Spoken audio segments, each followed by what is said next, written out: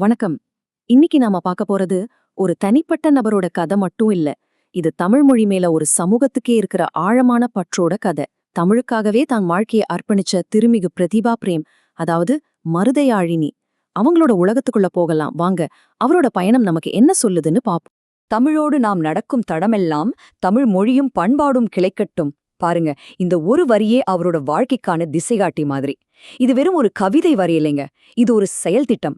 இந்த எண்ணத்தை ஒரு விதையா மனசுல வச்சுதான் அவரோட ஒவ்வொரு செயலும் இன்னைக்கு ஒரு பெரிய விருட்சமா வளர்ந்து நிக்குது. அப்போ தமிழுக்காக ஒரு வாழ்க்கைங்கிறது சும்மா ஒரு அலங்கார வார்த்தை கிடையாது. அதுதான் அவரோட அடையாளம். தமிழ் மொழிய தன்னோட உயிரோட ஒரு பகுதியா, ஏன் தன்னோட சுவாசமாவே அவர் நினைக்கிறார்.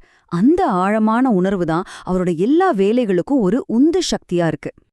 சரி, ஒரு மொழிக்காக ஒருத்தருக்கு எப்படி இவ்ளோ தீவிரமான பற்று வருது?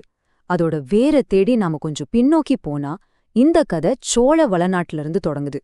தஞ்சாவூர்ல பிறக்கிறதுங்கிறது வெறும் ஒரு முகவரிய பெறது மட்டும் இல்ல, அது நம்ம வரலாறு, நம்ம கலாச்சாரத்தோட சாமம் மையத்துல பறக்கிற மாதிரி.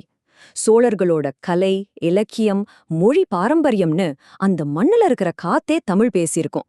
அது இயல்பாவே அவங்களுக்குள்ள தமிழ் மேல ஒரு தீராத காதல விதைச்சிருக்கணும். அந்த மண்ணுல வேர்விட்ட ஆர்வம் எப்படி ஒரு பெரிய சமூகத்தையே அரவணைக்கிற ஆலமரமா வளர்ந்துச்சு?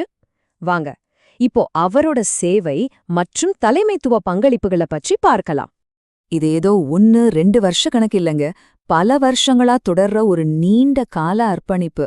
அட்லாண்டா தமிழ்ச்சங்கம் ஆகட்டும், இல்லனா வட அமெரிக்க தமிழ்ச்சங்கங்களோட கூட்டமைப்பான ஃபெட்னா ஆகட்டும், இப்படி முக்கிய அமைப்புகள்ல தன்னார்வலரா இருக்கிறதுங்கிறது வெறும் சேவை இல்ல, அது ஒரு சமூகத்தையே ஒன்னா கட்டுற வேலை.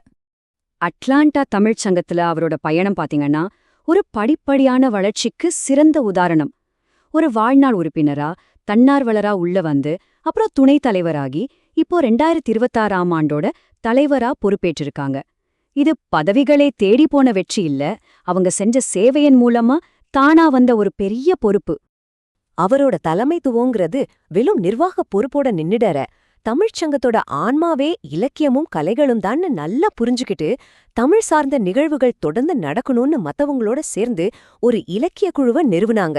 அது சும்மா ஒரு துணைக்குழுவா இல்லாம சங்கத்தோட முக்கிய குழுக்கள்ல ஒன்னா இருக்கணும்னு ரொம்ப உறுதியா முன்னெடுத்தாங்க. இதுவே அவரோட தொலைநோக்கு பார்வைக்கு ஒரு சூப்பர் உதாரணம். இங்கே நாம அவரோட 2 பெரிய பரிமாணங்களை பாக்குறோம். ஒரு பக்கம் சமூகத்தை கட்டி எழுப்புற ஒரு தலைவர், இன்னொரு பக்கம் அந்த சமூகத்தோட உணர்வுகளை பிரதிபலிக்கிற ஒரு கவிஞர், ஒரு எழுத்தாளர். இந்த 2 பயணங்களுமே ஒன்னு வலுப்படுத்திக்கிட்டே இருக்கு. சமூக பணி ஒரு பக்கம் வேகமா போயிட்டு இருந்தாலும் அவரோட பேனா மட்டும் ஓயவே இல்ல.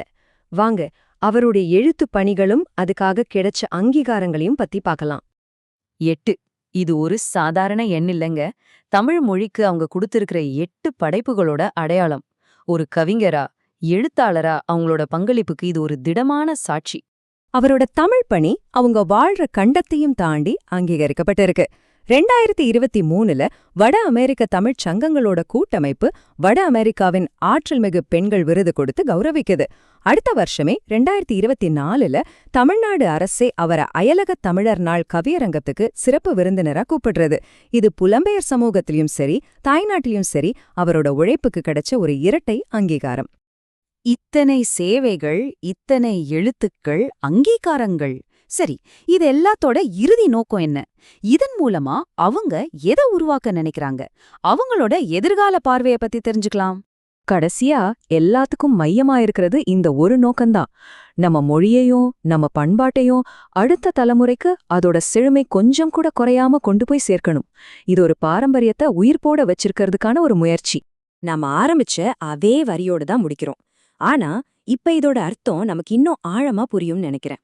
இது வெறும் ஒரு ஆசை மட்டும் இல்ல, இது நமக்கும் சேர்த்துதான் ஒரு செயல் திட்டம். நாம தமிழ் மேல அன்பு வச்சா மட்டும் போதாது, நாம போற இடமெல்லாம் தமிழும் அதோட பண்பாடும் செழிச்சு வளர நாம ஒரு காரணமா இருக்கணும். அதுதான் இதோட சாரம். பிரதீபா பிரேம் அவங்க பங்களிப்பு செஞ்சிட்டு இருக்காங்க. இப்போ கேள்வி நம்ம நோக்கிதான் வருது. நம்ம தாய்மொழியான தமிழோட வளர்ச்சிக்கு உங்க பங்களிப்பு என்ன? சிந்திப்போம், செயல்படுவோம்.